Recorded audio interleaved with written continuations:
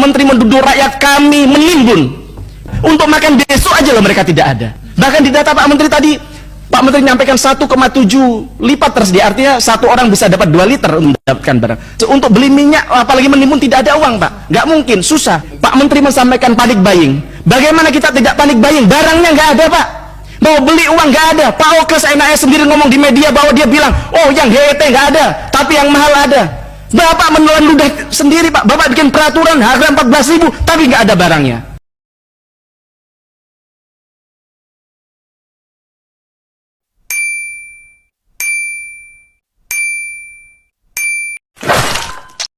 Assalamualaikum warahmatullahi wabarakatuh.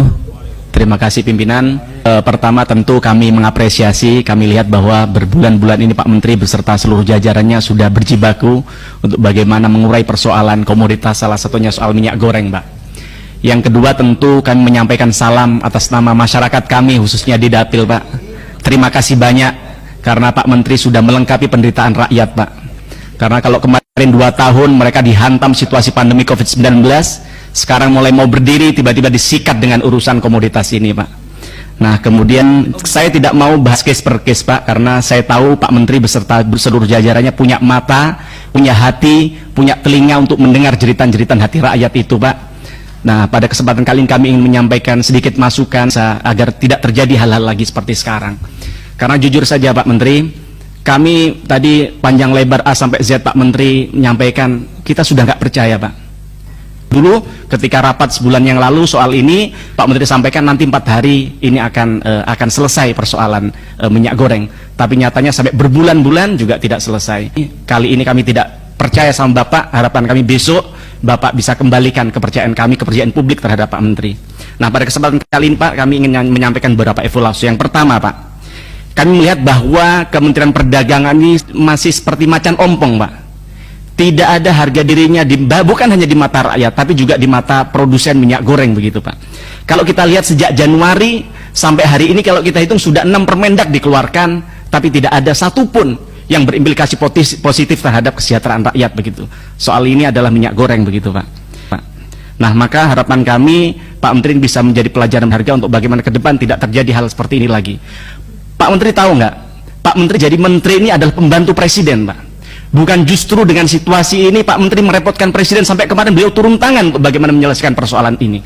Bukan hanya kami turun ke masyarakat, Pak Presiden datang ke ke Alfamart, ke Indomaret, kosong, nggak ada barang. Kan malu Pak ini Pak.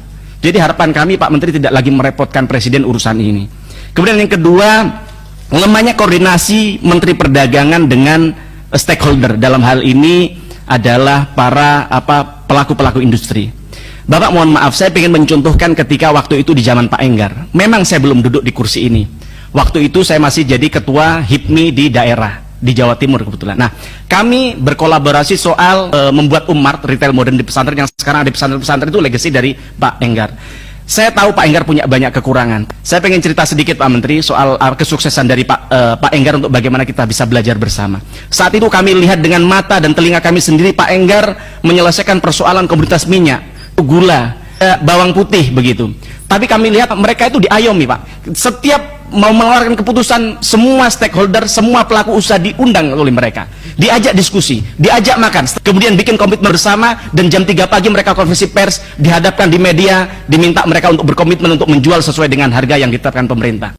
Dan ini tidak terjadi di Kementerian Perdagangan. Bapak setiap mengeluarkan kebijakan, mereka teriak, rakyat teriak, akhirnya tidak ada solusi seperti sekarang ini.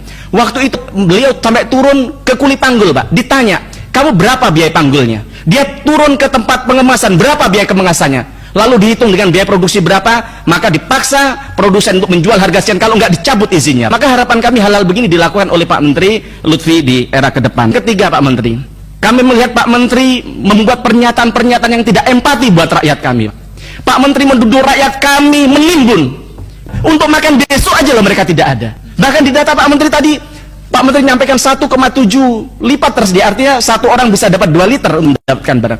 Untuk beli minyak, apalagi menimbun, tidak ada uang Pak, nggak mungkin, susah. Pak Menteri menyampaikan panik buying. Bagaimana kita tidak panik buying? Barangnya nggak ada Pak. Mau beli uang nggak ada. Pak Oke seenaknya sendiri ngomong di media bahwa dia bilang, oh yang HET nggak ada, tapi yang mahal ada. Bapak menelan ludah sendiri Pak. Bapak bikin peraturan harga 14.000, tapi nggak ada barangnya. Malu kami Pak sama rakyat Pak. Saya mau tanya ke Pak Menteri, menurut Pak Menteri, harga 14.000 bagi minyak curah ini akan terlaksana dan kapan Pak kira-kira? Kami mohon jawabannya Pak. Sudah 3 kali janji di forum ini, semuanya tidak ada yang terpenuhi sampai detik ini.